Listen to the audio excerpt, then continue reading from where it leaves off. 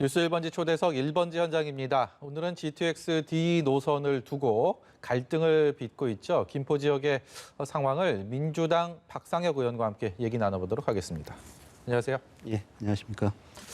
지금 화면을 통해서 보신 시청자 여러분들 놀라신 분들도 계실 것 같습니다. 머리를 이렇게 삭발을 하셨는데요.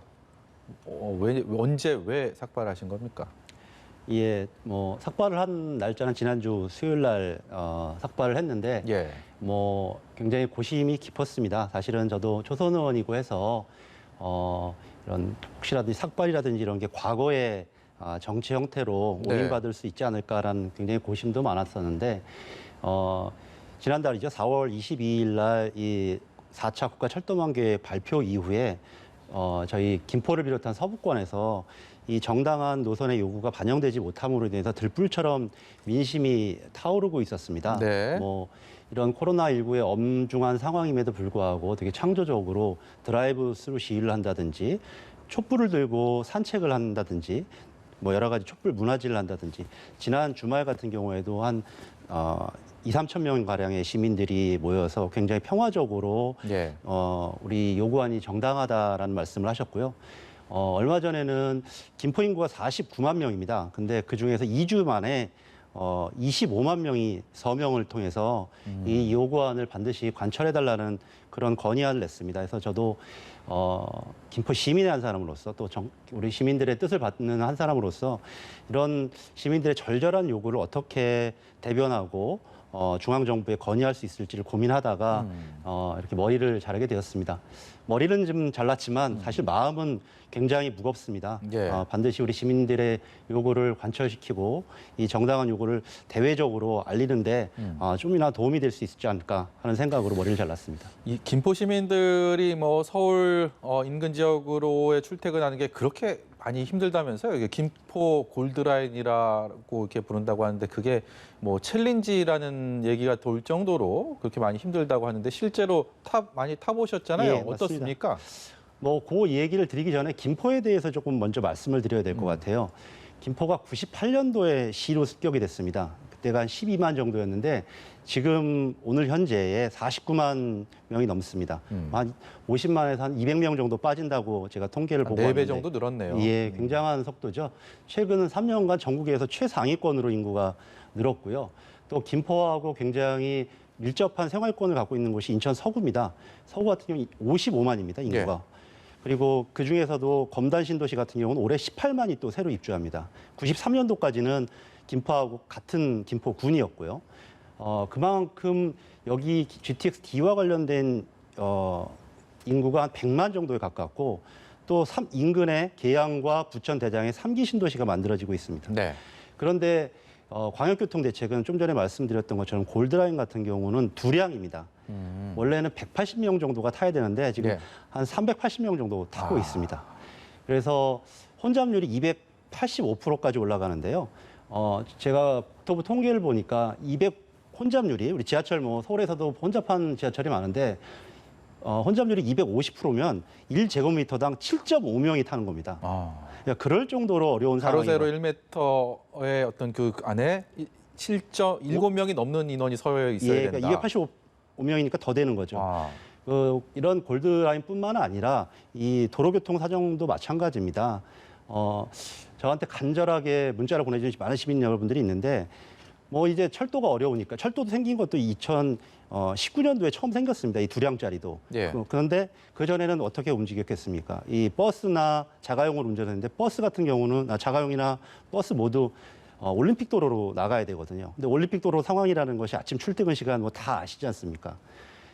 그래서 시민 여러분들이 버스나 자가용으로 운전하게 되면 5시 반 정도에 나가세요. 예.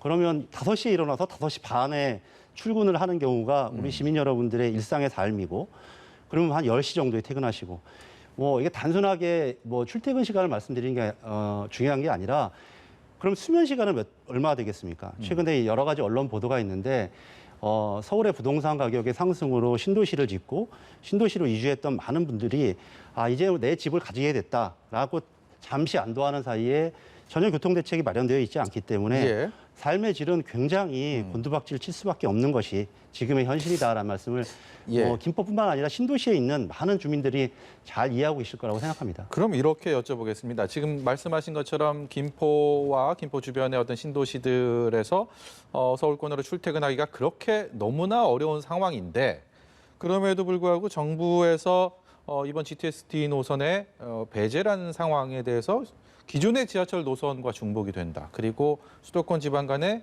투자 균형에 맞지 않는다라는 이유를 내세웠단 말입니다. 그렇다면 정당한 노선 요구가 반영되지 않았다라고 말씀하셨는데 정부의 이런 정책들, 이런 이유들은 어떻게 받아들여야 됩니까? 이게 뭐 김포 시민들에 대해서 특별히 미운 털이 박힐 이유는 없을 것 같은데요. 김포, 검단 여기는 2기 신도시입니다. 근데 2기 신도시는 2000년대 중반에 부동산 가격이 굉장히 폭등하면서 2기 신도시들이 만들어졌는데 이게 서울로부터는 20km 밖에 신도시들이 건설이 되었습니다. 예.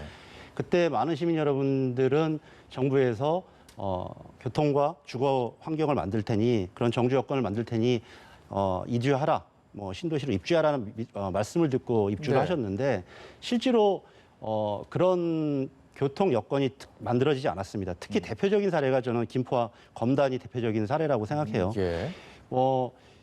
GTX라는 것은 이런 상황들을 해결하기 위해서 2000년대 후반부터 좀 만들어졌는데 GTX는 기본적으로 아시는 것처럼 한 서울 밖에서는 한 10km 정도의 간격을 두고 여기 생기고 서울 안에는 한 6km 정도의 간격을 생깁니다. 그러면 자연스럽게 서울 안에 이미 철도가 깔려 있기 때문에 중복 문제는 전 피할 수는 없다고 생각합니다. 예. 그러나 이 수요 자체가 저는 굉장히 다르다고 생각을 하는 거죠.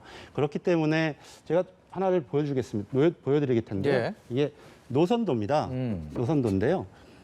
말씀드렸던 것처럼 이미 GTX A, B, C 라인이 뭐 자세히 보시겠지만 예. 이렇게 일산에서 강남 쪽으로 가는 게 GTX A고 네. B가 인천 송도에서 남양주 방향으로 갑니다. 예. 그리고 GTX C9이라는 것은 저 양주, 덕정 쪽에서 강남 수원까지. 쪽으로 예. 내려가는 건데요. 이렇게 따지면 GTX A, B, C 라인도 기존에 있는 철도와 중복될 수밖에 없는 상황이지 않습니까? 네.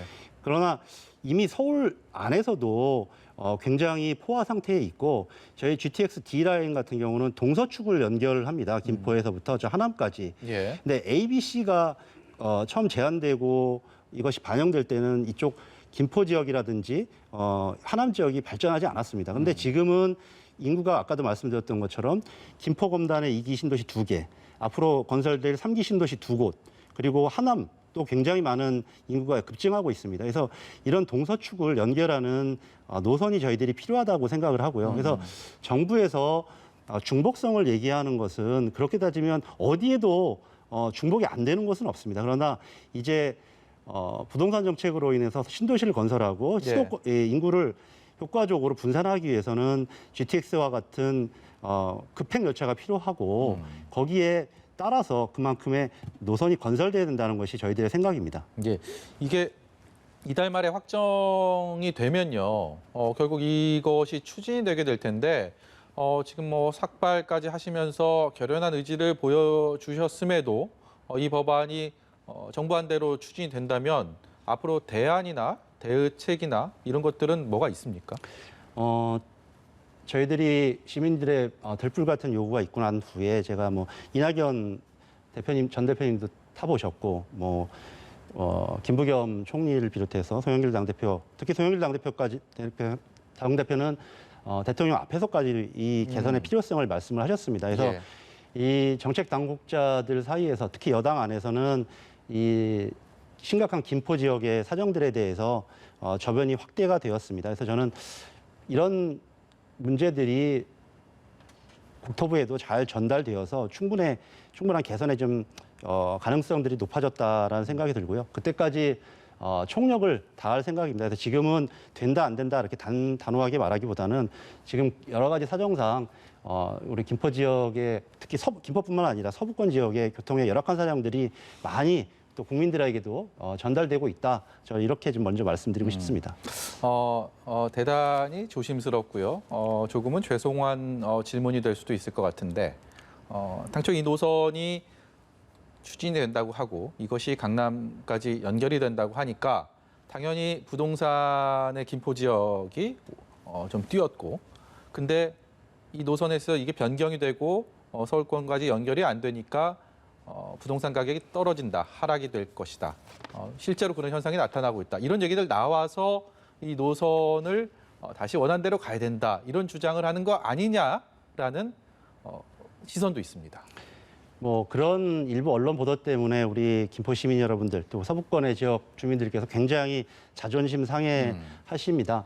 근데 아까도 말씀드렸던 것처럼 2기 신도시를 지을 때 이미 교통 여건을 개선하겠다고 정부가 약속을 하고 2기 신도시를 건설한 것입니다. 그때 약속이 정확하게 이행되었다면 교통 개선에 지금 교통 개선으로 인해서 일부 부수적으로 따라오는 집값 상승의 문제는 아예 발생하지도 않았을 것이라고 생각합니다. 일부 언론의 그런 주장을 계속 하게 된다면 없는 곳에서는 계속 없는 것이어야 되고 있는 곳에만 계속 투자가 돼야 된다는 말씀, 그런 논리가 돼서 오히려 본말이 저는 전도된다고 생각합니다. 하나만 제가 더 보여드리겠습니다. 예. 이게 얼마 전에 언론에 나왔던 기사의 그림입니다. 제가 뭐 자세하게 여기 내용들은 있는데요. 그걸 보여드리기보다는 위에 제목을 한번 봐주십시오. 얘가 2007년부터 2017년까지 여러 가지 광역교통 대책이 있었는데 김포는 0이었습니다. 그러니까 이런 기사들이 이런 정확한 분석들이 있기 때문에 김포 시민들이 분노하는 것이고, 좀 전에 말씀하셨던 집값 문제 같은 경우도 신축 아파트를 중심으로 해서 일부 상승한 뭐 예가 있겠습니다만 전체적인 상황도 아닙니다. 그리고 김포 같은 경우는 투기 조정 지역으로 묶으면서 굉장히 안정되었습니다. 예. 그럼 서울에서도 여러 가지 이번에도 광역교통 대책이 발표됐습니다. 서울 안에서도요. 그럼 서울에서도 집값 문제 때문에 그런 것들이 반영 안 돼야 된다는 논리밖에 더 되겠습니까? 그래서 저는 오히려 지금의 저희들의 요구는 2기 신도시 정책이, 그리고 신도시 정책이 아까도 말씀드렸던 것처럼 앞으로도 3기 신도시가 지금도 이제 사전 청약을 받고 건설될 예정인데요. 보통 아파트를 짓고 나서 한 10년 정도가 걸립니다. 그리고 교통대책은 별도로 진행됩니다. 별도의 예타, 별도의 과정. 예. 그러니까 오랜 격차가 발생할 수밖에 없는데 이런 정책들이 근본적으로 많은 시민 여러분들의 고통을 가지고 있단 말이죠. 저는 이런 왜곡된 신도시 정책을 바로잡는 계획이다. 저는 이렇게 생각합니다. 지난주에 초선 의원들을 문재인 대통령이 청와대로 초청했습니다. 거기서 이제 식사하면서 여러 얘기 나눈 것으로 알고 있는데 박상현 의원도 가셨죠? 예, 좀 이 머리 자른 모습으로 갔다 네. 왔습니다. 거기서 대통령께 이 얘기 하셨습니까? 예, 저는 뭐 이렇게 거리가 있어서 저보다 먼저 김주영 예. 의원께서 뭐 전달하신 것으로 알고 있고, 저도 비서실장이나 뭐 관계자들에게 제 온몸으로 보여드리고 말씀도 드렸습니다. 근데 뭐 제 얘기 나와서 드리는 질문인데 그 자리에 대해서 뭐 초선 의원들 패기가 없다, 뭐 인증샷 찍으러 간 거 아니냐 이런 언론 보도들도 많이 있었고 굉장히 좀 싸늘한 시선들도 있었는데 실제로 이제 다녀오셨으니까 어땠습니까? 그런 시선들이 맞습니까? 좀 잘못 전달되어 있었다고 생각해요. 그러니까 맨 처음부터 저희들이 대통령님을 뵙고자 했던 취지가 있었습니다. 그동안 당선되고도 한 번도 그런 자리를 갖지 못했고, 1년이라는 과정 속에서 여러 가지 정책적인 사안들에 대해서 이제 초선 의원들도 굉장히 이해도가 좀 높아졌다고 생각합니다. 그래서 뭐 일각에서는 뭐 조국 전 장관 문제라든지 뭐 박원순 시장 관련된 문제 뭐 이런 문제들에 대해서 언급이 없었다, 뭐 이런 비판도 있었었는데, 그런 사안들은 그 전날 저희들이 전당 차원에서 했던 민심 경청을 당대표가 발표하면서 어느 정도 저희들은 충분히 대국민에게 전달했다고 생각을 하고요. 예. 오히려 그 자리에서 오히려 그런 얘기는 아니지만 굉장히 정책적으로 아픈 얘기들이 굉장히 많았습니다. LH 사건과 관련된 후속 대책을 정확히 민심에 맞게 해야 된다라는 뭐 이런 얘기들, 그다음에 손실보상의 문제들, 그다음에 청년의 주거 문제라든지, 이제는 그런 하나하나의 문제들이 더 아픈 것으로 다가왔을 것이고, 특히 저희들이 생각했던 것 중에 하나가 후반기로 오면서 이 공무원들의 조금 복지부동 양상이 좀 드러나고 있다고 생각합니다. 그런 지적도 굉장히 하면서 더 다잡고 국정을 끝까지 힘차게 움켜주셨으면 좋겠다, 이런 말씀도 좀 드렸습니다. 예.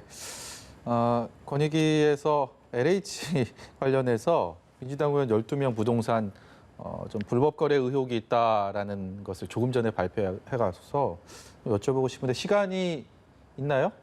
30초 정도 있다고 합니다. 예, 이거 어떻게 봐야 됩니까? 해당되시는 건 아니시죠? 뭐 전 발표를 보지 못해서 모르겠는데 네. 저희들이 한 약속이 있습니다. 이 조사를 한 약속이 있었기 때문에 당 지도부에서 그 약속대로 엄정하게 처리하면 된다라는 생각이 들고요. 예. 또 한편으로는 이 기회에 야당도 권익위 조사에 응해서 전 국민들이 뭐 여당만 비판적으로 보시는 거 아니지 않습니까? 예. 함께 반드시 부동산 투기 문제를 정치권에서 신뢰의 문제로 만들어야 된다고 생각합니다. 네, 박상혁 의원 뭐 삭발하고 오늘 처음으로 방송 출연하셔서 결연한 의지를 보여주셨는데요. 앞으로도 활발한 활동하시기를 응원하겠습니다. 오늘 예. 말씀 여기까지 듣겠습니다. 머리는 깎았지만 자주 불러주십시오. 예, 네. 민주당 박상혁 의원이었습니다. 고맙습니다.